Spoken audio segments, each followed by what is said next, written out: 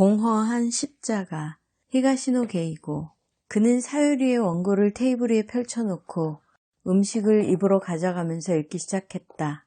하지만 첫 부분을 읽고는 곧 읽기를 중단했다. 식사를 하면서 읽을 원고가 아니었다. 문장 하나하나, 단어 하나하나에서 사요코의 굳은 결의와 각오가 느껴졌던 것이다. 사형 폐지론자의 눈에는 범죄 피해자의 모습이 보이지 않는다. 그는 지금 읽은 문장을 머릿속에서 곱씹어 보았다.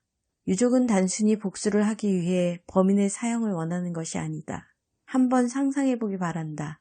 가족이 살해당한 사람이 그 사실을 받아들이기까지 얼마나 큰 고통을 견뎌야 하는지. 범인이 죽는다고 해서 피해자가 살아나는 것은 아니다. 하지만 그렇다면 유족은 어떻게 해야 하는가? 무엇을 손에 넣으면 가슴속에 쌓인 응어리를 풀 수 있는가? 사형을 원하는 것은 그것 말고는 유족의 마음을 풀 수 있는 길이 없기 때문이다. 사형을 폐지한다면, 그렇다면 그 대신 유족에게 무엇을 줄 것인지 묻고 싶다. 오랜만에 나온 정갱이 튀김의 맛을 느끼지 못한 채 식사를 마치고 그는 집으로 발길을 옮겼다.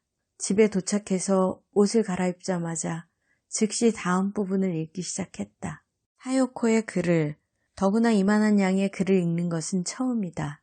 잘 쓰는지 못 쓰는지는 모르지만 문장을 많이 써본 사람처럼 느껴졌다.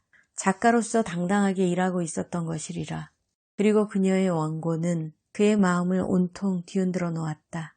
사요코도 그와 마찬가지로 사건의 굴레에서 벗어나지 못했다. 그녀는 다음과 같이 호소했다.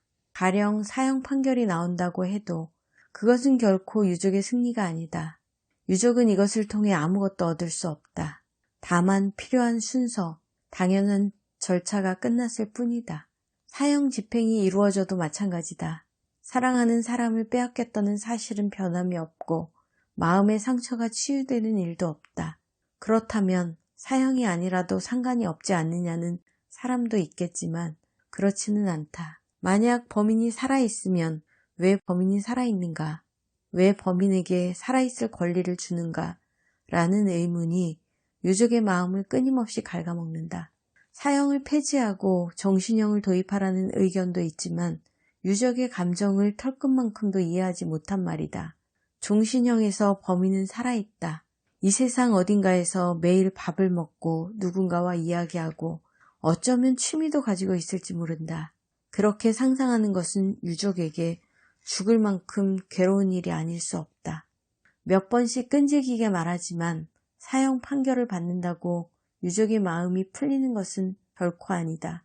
유족에게 범인이 죽는 것은 너무도 당연한 일이다. 흔히 죽음으로 속죄한다는 말을 하는데 유족의 입장에서 보면 범인의 죽음은 속죄도 보상도 아니다. 그것은 슬픔을 극복하기 위한 단순한 통과점에 불과하다. 더구나 그곳을 지났다고 해서 앞이 보이는 것도 아니다. 자신들이 무엇을 극복하고 어디로 가야 행복해질지는 여전히 모르기 때문이다. 그런데 그 통과점마저 빼앗기면 유족은 어떻게 살아야 할까? 사형 폐지란 바로 그런 것이다. 그 글을 읽으면서 그는 몇 번이고 고개를 끄덕였다. 아, 사요코도 나와 똑같았군. 이것이다. 바로 이것이다. 어떻게 자신이 하고 싶은 말을 이렇게 완벽하게 쓸 수가 있을까? 반대로 말하면 이 원고를 읽을 때까지 그는 자신의 생각을 구체적으로 표현할 수 없었다. 사형 판결은 단순한 통과점. 그는 다시 한번 고개를 끄덕였다. 그렇다. 재판을 하는 동안에는 범인의 사형을 받아내는 것이 목표라고 생각했다. 그러나 그렇지 않다는 사실을 깨달은 순간 더 깊은 어둠 속으로 떨어지는 듯한 느낌을 받은 것이다. 그는 계속해서 원고를 읽어나갔다. 사요코는 자신의 생각을 말할 뿐 아니라 몇 가지 사례를 들거나 관계자의 이야기도 추가했다.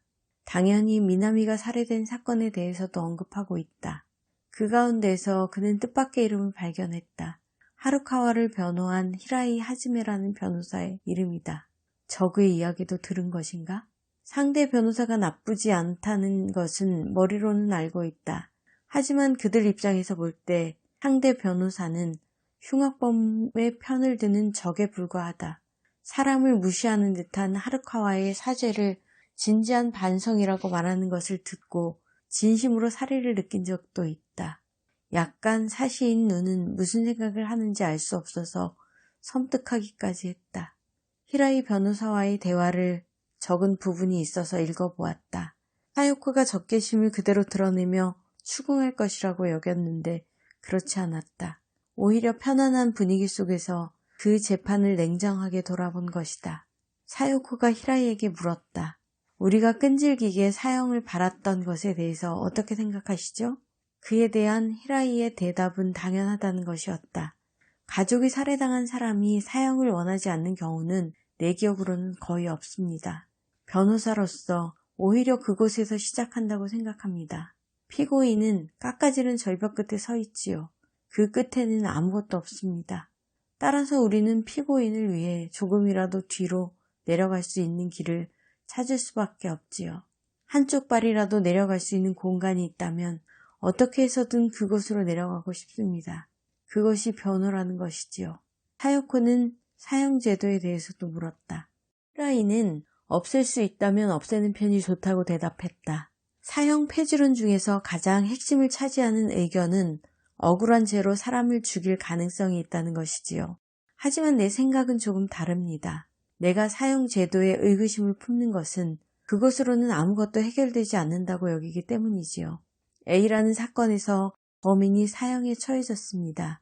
B라는 사건에서도 범인이 사형에 처해졌습니다.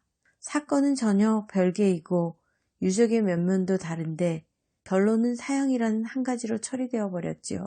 난 각각의 사건에는 각각에 맞는 결말이 있어야 한다고 생각합니다. 이 부분을 읽고 나카하라는 잠시 생각에 잠겼다. 히라이의 주장에 일리가 있다고 여긴 것이다. 각각의 사건에는 각각에 맞는 결말이 있어야 한다. 그렇다. 그 말이 맞다. 자신은 지금까지 결말을 찾지 못해서 이렇게 괴로워하고 있는 게 아닌가. 그렇다면 사형 이외에 어떤 결말이 있다는 것인가? 일부 사형 폐지론자가 말하는 종신형을 도입하면 무엇이 어떻게 달라지는가?